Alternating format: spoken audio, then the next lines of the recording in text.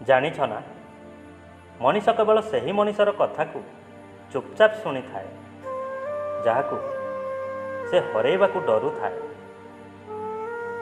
आपण विश्वास करंतु कि न करंतु, हेले एकथा सत जे जेबे संपर्क नुआ हेई थाए लोक माने कथा हेबा पई बहाना खोजंती, आउ जेतेबेले संपर्क हेई जाए लोक दूरेई जीवाकू बहाना खोजंती।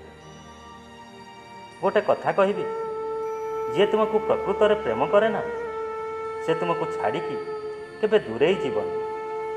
तुम उपरे रागिकी अभिमान करि पारे, हेले परे सरी कही निहाती फेरी आसीब।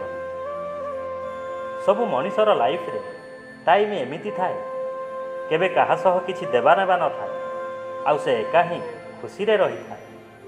ना केबे ता आत्मा को कष्ट हुए ना ता आखि केबे कांदे, हेले जेबेठू प्रेम हुए ता दुनिया बदली जाए। आत्मा को कष्ट हुए आउ आखि कांदिबा शिखी जाए।